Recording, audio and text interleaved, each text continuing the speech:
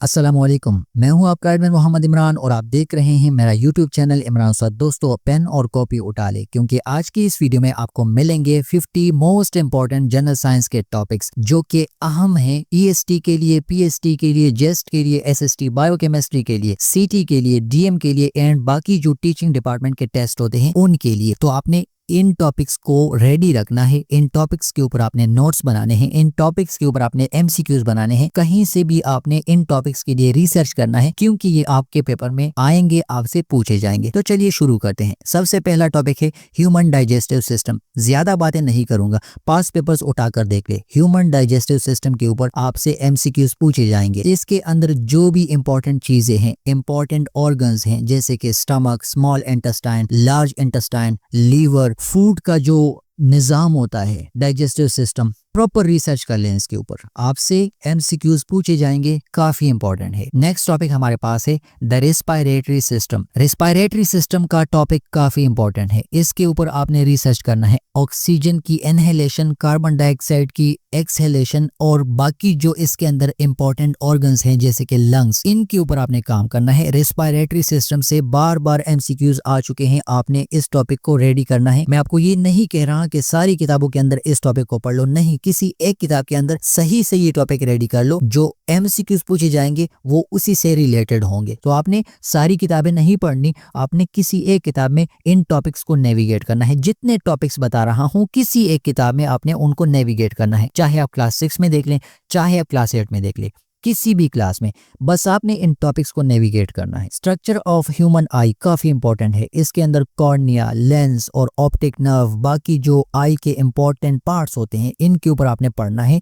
इनके ऊपर आपने एमसीक्यूज रेडी करने हैं क्योंकि इसके हवाले से अक्सर एमसीक्यूज पेपर में आ जाते हैं। तो काफी इंपॉर्टेंट है, नोट कर ले अपने पास, बता दिया मैंने। इसके अलावा सोलर सिस्टम। भाई सोलर सिस्टम के अंदर टोटल कितने प्लैनेट्स हैं, सन के हवाले से आपने पढ़ना है, प्लैनेट्स के हवाले से आपने पढ़ना है। कौन सा प्लैनेट सबसे छोटा है, कौन सा सबसे बड़ा है, फिर इनके बीच में डिस्टेंसेस के हवाले से आपने पढ़ना है। इनके अंदर जो बाकी सारी चीजें हैं, सेलेस्टियल बॉडीज, उनके ऊपर आपने रिसर्च करना है। बाकी इनका जो सीरीज है, जैसे कि मैंने यहाँ पर लिखा है earth is the third planet from the sun, तो आपने इनकी ये जो सीरीज है इस चीज को आपने पढ़ना है कि भाई ये वाला प्लेनेट इस नंबर पर है, ये वाला प्लेनेट इस नंबर पर है और ये वाला प्लेनेट इस नंबर पर है। बाकी इसके हवाले से आपने एमसीक्यूज रेडी करने हैं, स्टडी नोट्स बना लेने हैं। बुक्स के अंदर आपने हाइलाइटर के थ्रू हाईलाइट करना है क्योंकि अगर आप इसको याद नहीं करेंगे तो आप पेपर में पछताएंगे।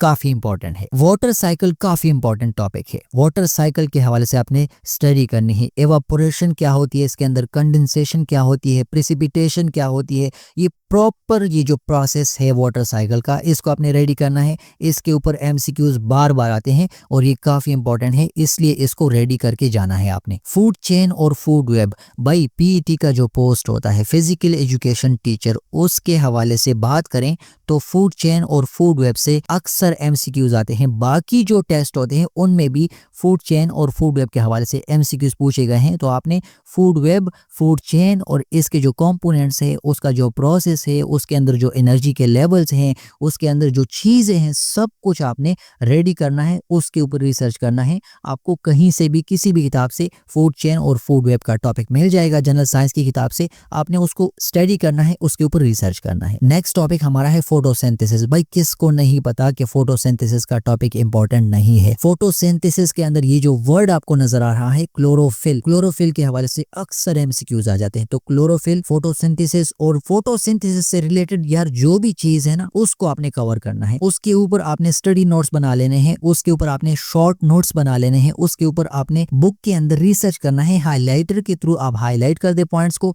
वो आपके एमसीक्यूज होंगे। फोटोसिंथेसिस के ऊपर अक्सर एमसीक्यूज पूछे गए हैं, आपके पेपर में भी आपसे पूछे जाएंगे। नेक्स्ट टॉपिक हमारे पास है स्टेट्स ऑफ मैटर। कंफ्यूज नहीं करूंगा, सॉलिड के हवाले से पढ़ लें, लिक्विड के हवाले से पढ़ लें, गैसेस के हवाले से पढ़ लें और सॉलिड, लिक्विड, गैसेस की जो प्रॉपर्टीज हैं उनके हवाले से आपने प्रॉपर रिसर्च करना है। काफी इंपॉर्टेंट है, हर बार पेपर में इसके हवाले से क्वेश्चंस पूछे गए हैं, तो आपके पेपर में इस बार क्वेश्चंस पूछे जाएंगे। टाइप्स ऑफ एनर्जी के हवाले से आपने लाजमी रिसर्च करना है। एनर्जी की कितनी टाइप्स हैं, जैसे कि काइनेटिक, पोटेंशियल या सोलर एनर्जी, इसके ऊपर आपने प्रॉपर रिसर्च करना है। ये जो टाइप्स हैं एनर्जी के, अक्सर टाइप्स के हवाले से, एनर्जी के टाइप्स के हवाले से क्वेश्चंस पूछे गए हैं, तो आपसे क्वेश्चंस पूछे जा सकते हैं, आपके पेपर में एमसीक्यूज आ सकते हैं। तो किसी भी किताब से टाइप्स ऑफ एनर्जी का टॉपिक निकाल लें और उसके ऊपर प्रॉपर रिसर्च कर लें, आपके पेपर में क्वेश्चन आएंगे। पोल्यूशन और उसके जो टाइप्स होते हैं, soil pollution, air pollution, water pollution, noise pollution, और पोल्यूशन के लिए कौन कौन से फैक्टर्स होते हैं जो पोल्यूशन को ज्यादा करते हैं। हार्मफुल सब्सटेंसेस के ऊपर आपने प्रॉपर रिसर्च करना है। एनवायरनमेंट के अंदर जो चेंजेस आती हैं उन सब्सटेंसेस की वजह से, उसके ऊपर आपने रिसर्च करना है। काफी इंपॉर्टेंट चैप्टर्स बता रहा हूँ, काफी इंपॉर्टेंट टॉपिक्स बता रहा हूँ भाई, याद करोगे तो फायदा होगा, नहीं याद करोगे तो नुकसान उठाओगे। स्ट्रक्चर ऑफ अ प्लांट, देखें स्ट्रक्चर ऑफ प्लांट के ऊपर अक्सर एमसीक्यूज आते रहते हैं। आपने roots, stem, leaves, flowers, fruits, इनके हवाले से प्रॉपर रिसर्च करना है। प्लांट का जो प्रॉपर स्ट्रक्चर है उसको आपने स्टडी करना है, और फिर यही फोटोसिंथेसिस का टॉपिक इसी चैप्टर में आपको मिलेगा। तो फोटोसिंथेसिस के हवाले से मैंने बता भी दिया कि काफी इंपॉर्टेंट है। तो प्लांट का जो स्ट्रक्चर है इसके हवाले से आपने स्टडी करनी है। हर एक पेपर में आप देख लें, इसके हवाले से क्वेश्चंस आ चुके हैं, फ्लावर्स के हवाले से क्वेश्चन आ चुके हैं, स्टेम के हवाले से क्वेश्चन आ चुके हैं, रूट्स के हवाले से क्वेश्चन आ चुके हैं, लीव्स के हवाले से क्वेश्चन आ चुके हैं। तो काफी इंपॉर्टेंट टॉपिक्स बता रहा हूं, याद कर लो। मैग्नेटिज्म के हवाले से काफी इंपॉर्टेंट है। मैग्नेटिज्म का जो फिनोमेना है, अट्रैक्शन या रिपल्जन, इसके हवाले से आपने पढ़ना है। इसके जो पोल्स होते हैं, नॉर्थ पोल, साउथ पोल, इसके हवाले से आपने पढ़ना है।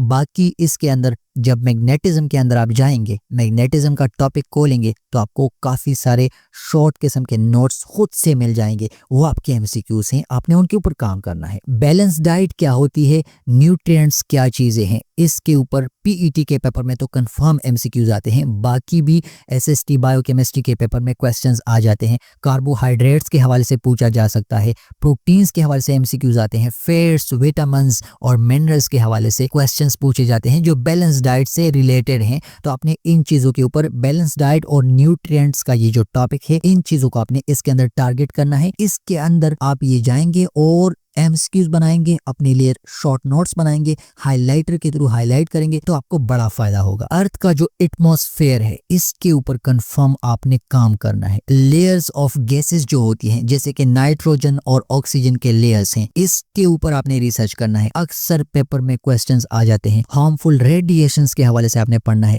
एटमॉस्फेयर के हवाले से आपने प्रॉपर रिसर्च करनी है। अक्सर पेपर में क्वेश्चंस आ जाते हैं अर्थ के एटमॉस्फेयर के हवाले से, तो काफी इंपॉर्टेंट है, नोट कर ले अपने पास। लाइट और उसकी जो प्रॉपर्टीज होती है, जैसे कि रिफ्लेक्शन, रिफ्रैक्शन, किन चीजों से लाइट पास हो सकती है, किन चीजों से लाइट पास नहीं होती, उनको क्या क्या कहते हैं, उनके नाम क्या होते हैं, उनकी प्रॉपर्टीज क्या होती हैं, और लाइट और उसकी जो प्रॉपर्टीज हैं, इसके ऊपर आपने प्रॉपर रिसर्च करके जाना है। इसके ऊपर तो कंफर्म एमसीक्यूज आते हैं। इसके अलावा रोटेशन और रेवोल्यूशन ऑफ अर्थ, अर्थ की रोटेशन के हवाले से पढ़ ले। डे और नाइट के हवाले से आपने पढ़ना है। ये आपके जनरल साइंस के जो बुक्स होते हैं उसके अंदर अक्सर आखिरी चैप्टर्स के अंदर होता है। तो आपने रोटेशन और रेवोल्यूशन ऑफ अर्थ इसके हवाले से और सीजन्स के हवाले से प्रॉपर रिसर्च करनी है, प्रॉपर स्टडी करनी है, नोट्स बनाने हैं, एमसीक्यूज बनाने हैं। आपके पेपर में ये क्वेश्चंस आ सकते हैं। नेक्स्ट टॉपिक है अर्थक्वेक्स कैसे आते हैं, वोल्केनोस कैसे बनते हैं, टेक्टोनिक प्लेट्स की मूवमेंट क्या होती है, टेक्टोनिक प्लेट्स जब मूवमेंट करते हैं तो क्या होता है। उसके अलावा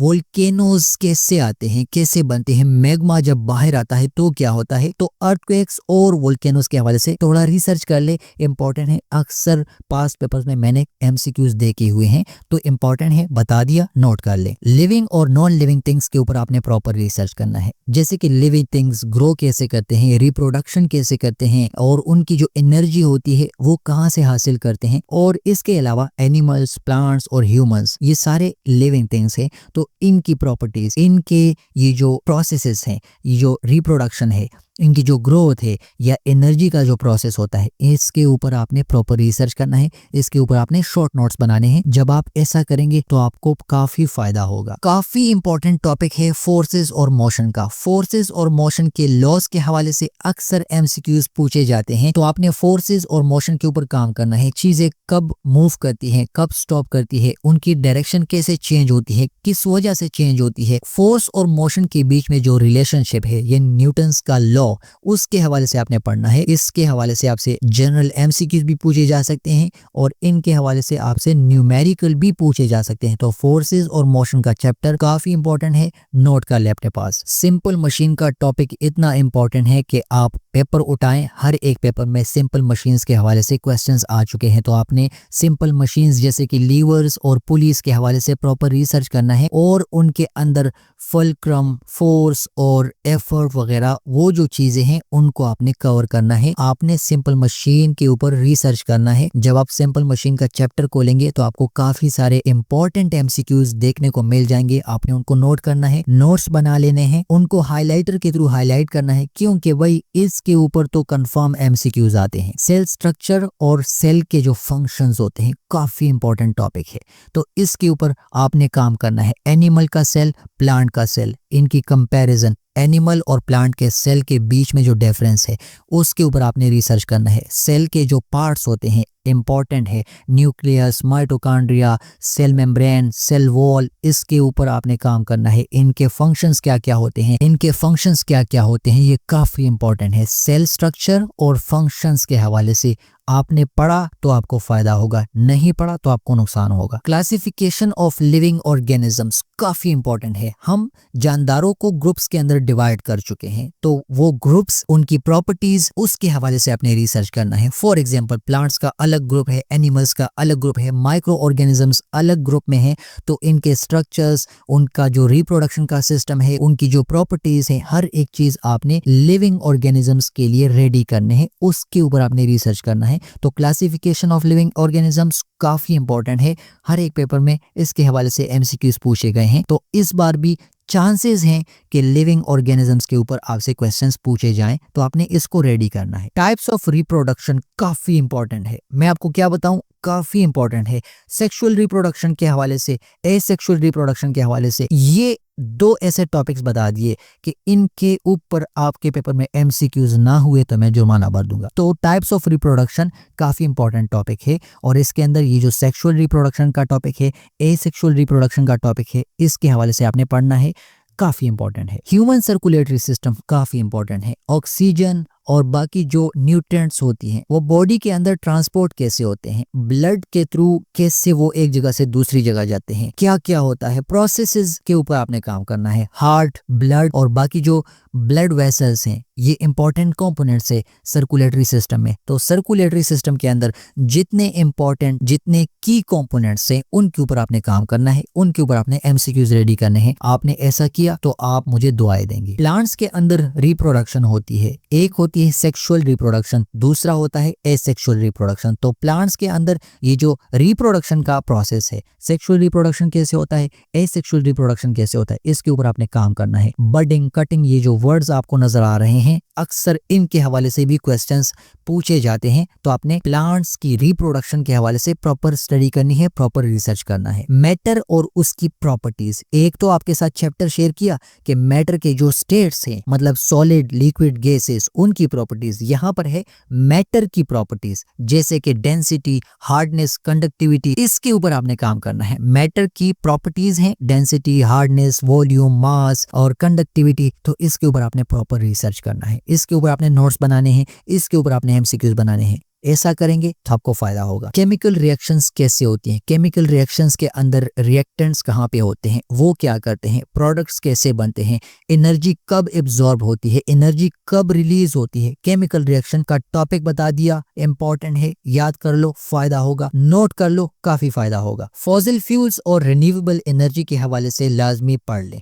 पेट्रोलियम जैसे कि नॉन रिन्यूएबल है, इसी तरह सोलर, वाइंड और हाइड्रो एनर्जी जो है ये रिन्यूएबल है। तो आपने इनको क्लासिफाई करना है कि कौन कौन सी चीज़ें नॉन रिन्यूएबल हैं, कौन कौन सी चीज़ें रिन्यूएबल हैं। इसके ऊपर भी अक्सर क्वेश्चन पूछे जाते हैं। तो ये टॉपिक बता दिया फॉसिल फ्यूल्स और रिन्यूएबल एनर्जी का, इंपॉर्टेंट है, अपने पास नोट कर लें। इलेक्ट्रिकल कंडक्टर्स और इंसुलेटर्स, भाई कुछ ऐसी चीजें हैं जिसमें बिजली यानी लाइट पास हो जाती है। कंडक्टर्स कुछ ऐसे हैं जो अपने अंदर लाइट को पास नहीं होने देते। इंसुलेटर्स, तो आपने कंडक्टर्स और इंसुलेटर्स की प्रॉपर्टीज, उनके टाइप्स, उसके ऊपर प्रॉपर रिसर्च करना है। गुड कंडक्टर क्या है, अक्सर इसके हवाले से क्वेश्चन आ जाता है। इवन यहाँ पर ये जो लिखा है copper is a good conductor, MCQ आ सकता है कि potash is a good conductor, नीचे ऑप्शन में कॉपर आपने सेलेक्ट करना है, कॉपर का ऑप्शन होगा वो सेलेक्ट करना है। इसी तरह रबर इज एन इंसुलेटर, तो आपने नीचे ऑप्शन में रबर सेलेक्ट करना है क्योंकि इसके अंदर बिजली पास नहीं हो सकती। तो कंडक्टर, इंसुलेटर्स, इसके हवाले से आपने प्रॉपर रिसर्च करना है, काफी इंपॉर्टेंट है भाई। एसिड्स, बेसिस एंड सॉल्ट्स, नाम से पता चल रहा है इंपॉर्टेंट है। आपने एसिड्स की प्रॉपर्टीज, बेसिस की प्रॉपर्टीज, सॉल्ट्स की प्रॉपर्टीज, इनके डेफिनेशंस, इनके अंदर जो रिएक्शंस होती हैं वो सारी चीजें और इनके जो एग्जांपल्स हैं जैसे कि विनेगर, बेकिंग सोडा, इन चीजों को आपने याद करना है। इसके ऊपर आपने पढ़ना है, नोट्स बनाने हैं, शॉर्ट नोट्स बनाने हैं, एमसीक्यूज बनाने हैं, हाइलाइटर के थ्रू बुक के अंदर हाईलाइट करना है। नेचुरल डिजास्टर्स, इसके ऊपर तो क्वेश्चंस अभी तक मैंने नहीं देखे, लेकिन आप देख लें क्योंकि मुझे लगता है इंपॉर्टेंट है। नेचुरल डिजास्टर्स के जो टाइप्स होते हैं जैसे कि सुनामी और फ्लड, और इसकी वजह से जो एनवायरमेंटल चेंजेस आती हैं और वो जो डिस्ट्रक्शन काज करती हैं, तो इसके हवाले से आपने थोड़ा सा पढ़ना है। और इसके अलावा हम नेचुरल डिजास्टर से बचने के लिए क्या क्या स्ट्रेटजीज अपनाते हैं, क्या करते हैं, खुद को कैसे प्रिपेयर करते हैं, तो इसके ऊपर थोड़ा सा रिसर्च कर ले, हो सकता है आपके पेपर में क्वेश्चन आ जाए। द नर्वस सिस्टम काफी इंपॉर्टेंट है, ब्रेन के हवाले से आपने पढ़ना है, स्पाइनल कॉर्ड के हवाले से पढ़ना है, सेंसरी और मोटर फंक्शन के हवाले से आपने पढ़ना है, नर्व्स के हवाले से। नर्वस सिस्टम का चैप्टर किसी भी किताब में नेविगेट कर ले, खोल ले किताब और ये नर्वस सिस्टम पढ़ ले, इसके ऊपर नोट्स बना ले। ब्रेन के हवाले से आपको बता रहा हूँ, ब्रेन के हवाले से अक्सर पूछा जाता है कि ब्रेन के कितने पार्ट्स हैं, ये वाला कहाँ पे होता है, ये वाली चीज कहाँ पे होती है, तो ब्रेन को आपने प्रॉपर खोल के उसको स्टडी करना है। वन लाइनर नोट्स बना ले, आपको काफी फायदा होगा। पेपर में जब एमसीक्यूज आएंगे तो आप खुश होंगे। एनवायरमेंटल चेंजेस और उनके जो असरात होती हैं, environmental changes and their impacts, तो इसके ऊपर रिसर्च कर ले। इकोसिस्टम यहाँ पर एक वर्ड है, इकोसिस्टम के हवाले से आपने पढ़ना है। और इसके अलावा ग्लोबल वार्मिंग या क्लाइमेट चेंज, इसके ऊपर आपने पढ़ना है। डिफॉरेस्टेशन, इकोसिस्टम, क्लाइमेट चेंज और ग्लोबल वार्मिंग, ये टॉपिक्स बता दिए, इसके ऊपर थोड़ा रिसर्च कर लें, अक्सर एमसीक्यूज इसके ऊपर आ जाते हैं। टेक्टोनिक प्लेट्स और उनकी मूवमेंट्स, अभी थोड़ी देर पहले आपके साथ शेयर की, अगेन बता रहा हूँ, टेक्टोनिक प्लेट्स कैसे मूव करती हैं, इनकी मूवमेंट के कौन कौन से इम्पैक्ट्स होते हैं, क्या क्या असरात होते हैं। माउंटेन्स फॉर्मेशन के ऊपर आपने काम करना है। और इसके अलावा जियोलॉजिकल एक्टिविटीज जो होती हैं, टेक्टोनिक प्लेट्स और उनकी जो मूवमेंट होती है, तो इसके ऊपर रिसर्च करना है। दूसरा यहाँ पर एक इंपॉर्टेंट बात बता दूं, अर्थ का जो क्रस्ट होता है इसमें क्या क्या चीजें हैं, कुछ लेयर्स हैं, आपने उनको डिफाइन करना है, अपने माइंड में उसको याद रखना है। इसके ऊपर अक्सर क्वेश्चंस आ जाते हैं, तो इसको आपने याद करके जाना है। Life cycle of plants, plants go through stages जैसे कि seed, germination, growth, reproduction and आखिर में डेथ। तो ये जो लाइफ साइकिल है प्लांट्स का, इसको आपने प्रॉपर रिसर्च करना है। सीड के टाइप्स होते हैं, जर्मिनेशन को आपने टच देना है, जर्मिनेशन क्या चीज है, ग्रोथ कैसे होती है, रिप्रोडक्शन जैसे कि सेक्सुअल और एसेक्सुअल मैंने आपके साथ डिस्कस किया, इसके ऊपर आपने रिसर्च करना है। तो ये काफी इंपॉर्टेंट टॉपिक है, आपको बता दिया, अपने पास नोट कर ले। The role of micro organisms काफी इंपॉर्टेंट है। Micro organisms for example bacteria and fungi, ये हमारी जिंदगी में काफी इंपॉर्टेंट रोल प्ले करते हैं, डिकम्पोजिशन के हवाले से, न्यूट्रिएंट साइक्लिंग के हवाले से और इवन हमारी सेहत के लिए भी। तो इसके हवाले से बैक्टीरिया और फंजाई माइक्रो ऑर्गेनिजम्स के अंदर आपको मिल जाएंगे। वायरस, बैक्टीरिया और फंजाई, इसके ऊपर आपने रिसर्च करना है। माइक्रो ऑर्गेनिजम्स का चैप्टर इतना इंपॉर्टेंट है कि हर एक पेपर में माइक्रो ऑर्गेनिजम्स के चैप्टर से क्वेश्चंस आ जाते हैं। बैक्टीरिया के फायदे या बैक्टीरिया के नुकसानात, फंजाई के फायदे या इनके नुकसानात, वायरसेस के नुकसानात, वायरसेस के टाइप्स, इसके ऊपर आपने नोट्स बनाने हैं। इसके ऊपर एमसीक्यूज पूछे जाते हैं, तो आपके पेपर में आने वाले हैं, इसको याद कर लें। अच्छा, ओजोन लेयर के ऊपर और ओजोन लेयर के अंदर जो डिप्लीशन है उसके ऊपर आपने प्रॉपर रिसर्च करना है। अल्ट्रा वायलेट रेस के ऊपर आपने रिसर्च करना है। अल्ट्रा वायलेट या जो रेडिएशंस होती हैं, उनके जो टाइप्स हैं, उसके जो फायदे हैं, उसके जो नुकसानात हैं, व्हाटएवर आपने, क्लोरोफ्लोरोकार्बन्स का वर्ड यहाँ पर है CFCs, इसके हवाले से अक्सर एमसीक्यूज आ जाते हैं कि भाई ये चीज क्लोरोफ्लोरोकार्बन्स है या नहीं है, तो इस चीज को आपने प्रॉपर स्टडी करना है। और ओजोन लेयर की डिप्लीशन की वजह से ये जो स्किन कैंसर्स है या एनवायरमेंटल चेंजेस जो कि हार्मफुल हैं उसके हवाले से आपने पढ़ना है। ओजोन के लेयर्स हैं उसके हवाले से आपने एमसीक्यूज रेडी करने हैं, पेपर में आ सकते हैं, काफी इंपॉर्टेंट है। नेक्स्ट टॉपिक है ग्लोबल वार्मिंग का। ग्लोबल वार्मिंग का टॉपिक इतना इंपॉर्टेंट है कि मेरे अपने पेपर में ग्लोबल वार्मिंग के हवाले से एमसीक्यूज आए थे, तो आपने ग्लोबल वार्मिंग के हवाले से प्रॉपर स्टडी करनी है, इसके ऊपर आपने एमसीक्यूज रेडी करने हैं। अर्थ का जो टेम्परेचर है वो मुसलसल बढ़ता जा रहा है, तो इस की वजह से ग्लोबल वार्मिंग हो रही है, ठीक है। तो आपने इस चीज के ऊपर थोड़ा सा रिसर्च करना है। ग्लोबल वार्मिंग का चैप्टर या टॉपिक किसी भी किताब में देख लें, आपको एमसीक्यूज नजर आएंगे, नोट करेंगे आपको पता लगेगा कि भाई ये लाइन खुद कह रहा है कि मुझे नोट कर लो, मैं एमसीक्यू हूं, मैं तुम्हारे पेपर में आने वाला हूं। तो आपने नोट करना है, उस चीज को आपने हाईलाइट करना है ताकि आपको याद रहे। The importance of water for life, हमारी जिंदगी के लिए आप सबको पता है वाटर की इंपॉर्टेंस काफी ज्यादा है। आखिर क्यों काफी ज्यादा है, इसके ऊपर आपने रिसर्च करना है। वाटर हमारे लिए इंपॉर्टेंट है, बट व्हाई, तो इस व्हाई के लिए आपने थोड़ा रिसर्च करना है। इसके फायदे आपको खुद किताबों के अंदर मिलेंगे। जब आप इस व्हाई के पीछे लग जाएंगे कि ये वाटर हमारे लिए इंपॉर्टेंट क्यों है, तो आपको बहुत सारे एमसीक्यूज क्लियर हो जाएंगे। तो importance of water for life ये एक टॉपिक है, इसका नाम नोट कर ले, इसके ऊपर थोड़ा सा रिसर्च कर ले, किताबों के अंदर पढ़ ले या फिर इंटरनेट के ऊपर थोड़ा सा इसके ऊपर रिसर्च कर ले, आपको फायदा होगा। अच्छा, यहाँ पर एक टॉपिक है human endocrine system. The endocrine system consist of glands that release hormones to regulate body functions like growth, metabolism and reproduction. 3 topics यहाँ पर बता दिए, growth, metabolism and reproduction. Metabolism के हवाले से हमारे पेपर में एमसीक्यूज आए थे, तो आपने यहाँ पर ह्यूमन एंडोक्राइन सिस्टम के अंदर इन चीजों को पढ़ना है। ग्लैंड्स के हवाले से आपने रिसर्च करनी है, हार्मोन्स के हवाले से आपने रिसर्च करनी है, फंक्शंस के हवाले से, ठीक है, हार्मोन्स की जो फंक्शंस होती हैं उनके हवाले से आपने प्रॉपर रिसर्च करना है। इसके ऊपर आपने एमसीक्यूज रेडी करने हैं, काफी इंपॉर्टेंट है। Sound and its properties, detail में नहीं जाऊंगा, साउंड्स की जितनी प्रॉपर्टीज हैं, for example pitch, frequency, amplitude, इसके हवाले से आपने पढ़ना है।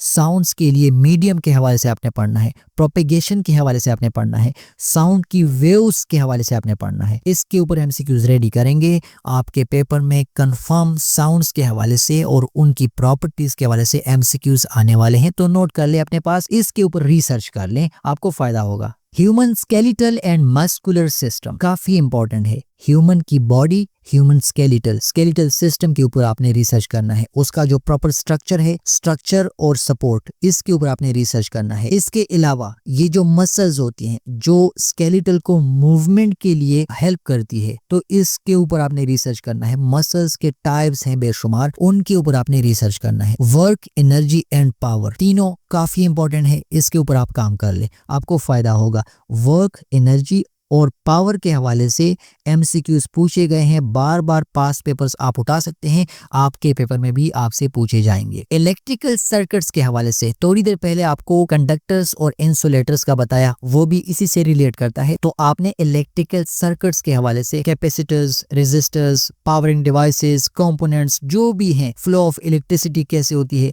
शॉर्ट सर्किट क्या है, क्लोज सर्किट क्या है, आपने इस चीज के ऊपर रिसर्च करना है। सर्किट के कुछ टाइप्स होते हैं, इनके ऊपर आपने एमसीक्यूज रेडी करने हैं। न्यूटन्स लॉज ऑफ मोशन भाई इंपॉर्टेंट है, किसको नहीं पता। तो न्यूटन के जो 3 इंपॉर्टेंट लॉज हैं उनके ऊपर आपने रिसर्च करना है, उनके ऊपर आपने स्टडी करनी है, उनके ऊपर आपने नोट्स बनाने हैं, एमसीक्यूज बनाने हैं, काफी इंपॉर्टेंट है। कार्बन साइकिल क्या है, काफी इंपॉर्टेंट टॉपिक बता रहा हूं ब्रदर्स। कार्बन साइकिल के ऊपर आप रिसर्च कर लो। एटमॉस्फेयर, ऑर्गेनिजम्स, अर्थ का जो प्रोसेस है, कार्बन साइकिल इसके अंदर जो होता है, फोटोसिंथेसिस और रेस्पिरेशन सब कुछ रिलेटेड है। मैं एक्सप्लेन करूंगा तो काफी टाइम लगेगा, आपने कार्बन साइकिल का टॉपिक खोल लेना है। यार किताबें आपके पास है, नेट आपके पास है, आर्टिफिशियल इंटेलिजेंस आपके पास है, कार्बन साइकिल का वर्ड सिर्फ उसके सामने लिख दो, बहुत सारे पॉइंट्स निकाल कर आपके सामने रख देगा। नोट कर ले, इसके ऊपर एमसीक्यूज आने वाले हैं। ह्यूमन रिप्रोडक्टिव सिस्टम के ऊपर आपने रिसर्च करना है। ऑफस्प्रिंग क्या होती है, male and female reproductive cells के ऊपर आपने रिसर्च करना है। ह्यूमन रिप्रोडक्टिव सिस्टम का जो टॉपिक है, इसके अंदर मेल फीमेल रिप्रोडक्टिव सेल्स के ऊपर आपने प्रॉपर पढ़ना है। इनके ऊपर एमसीक्यूज पूछे गए हैं, आपके पेपर में एमसीक्यूज आने वाले हैं। डिजीजेस एंड देयर प्रिवेंशन, बीमारियां कैसे आती हैं, कौन कौन सी बीमारियां हैं, उनसे हमने बचना कैसे है, इसके ऊपर आपने रिसर्च करना है, उनके ऊपर आपने पढ़ना है, उनके ऊपर आपने एमसीक्यूज रेडी करने हैं। जब आप ऐसा करेंगे तो आपको फ़ायदा होगा, नहीं तो नुकसान तो वैसे भी होना है। क्लाइमेट चेंज और उसके जो इफ़ेक्ट्स होते हैं, ग्लोबल वार्मिंग का चैप्टर यहाँ पर भी डिस्कस होगा, ग्लोबल वार्मिंग का टॉपिक यहाँ पर भी डिस्कस होगा। आपने क्लाइमेट चेंज के ऊपर पढ़ना है और इसके जो असरात हैं, आपने क्लाइमेट चेंज के ऊपर पढ़ना है। आपने क्लाइमेट चेंज और उसके जो इफेक्ट्स होते हैं इसके ऊपर आपने रेडी करना है खुद को, इसके ऊपर आपने एमसीक्यूज रेडी करने हैं, आपने इकोसिस्टम पढ़ना है, आपने वेदर पैटर्न्स के ऊपर पढ़ना है, आपने बायोडाइवर्सिटी का एक वर्ड यहाँ पर है, बायोडाइवर्सिटी का टॉपिक भी इंपॉर्टेंट है। Biodiversity, weather patterns, ecosystem, global temperature की जो राइज है इसके हवाले से आपने पढ़ना है। जब आप इन चीजों को पढ़ेंगे क्लाइमेट चेंज का आपको इजीली पता लग जाएगा। तो इसके ऊपर एमसीक्यूज आते हैं, आपने इस चीज को टारगेट करना है, इसको आपने पढ़ना है। एनवायरमेंटल कंजर्वेशन के हवाले से थोड़ा रिसर्च कर ले। एनवायरमेंटल कंजर्वेशन क्या चीज है यहाँ पर नहीं समझा सकता, आप ऐसा करें किताबों के अंदर एनवायरमेंटल कंजर्वेशन के ऊपर थोड़ा सा रिसर्च कर ले, इसके ऊपर एमसीक्यूज बना ले, इसके ऊपर आप रिसर्च कर ले। आपको एमसीक्यूज खुद से भी मिलेंगे, आपको किताबों से भी मिलेंगे, आपको इंटरनेट से भी मिलेंगे। तो एनवायरमेंटल कंजर्वेशन का वर्ड नोट कर ले अपने पास, इसके ऊपर एमसीक्यूज रेडी कर ले। हो सकता है आपके पेपर में आपसे पूछ ले क्वेश्चन, तो बाद में आपको नुकसान नहीं होगा जब आपने यहाँ से रेडी किया होगा। अच्छा जी, दी एंड हो गया। अगर आपको इसका पीडीएफ चाहिए तो मैं पीडीएफ प्रोवाइड कर दूंगा, कोई मसला नहीं। नंबर आपको नजर आ रहा है। बस आपने करना क्या है, जितने टॉपिक्स मैंने बताए इस वीडियो में आपने इन टॉपिक्स के ऊपर रिसर्च करना है। रिसर्च करें, किताबें खोलें, इंटरनेट से पढ़ें। आर्टिफिशियल इंटेलिजेंस आपके हाथ में है, आर्टिफिशियल इंटेलिजेंस से खुद को तैयार करें। ऐसा करेंगे तो पेपर में मसले नहीं होंगे, ऐसा नहीं करेंगे तो फिर मेरे पास आ जाए, मैं बता दूंगा कि आपकी क्या हालत है। अपना ढेर सारा ख्याल रखिएगा। अस्सलाम वालेकुम वरहमतुल्लाहि वबरकातुहू।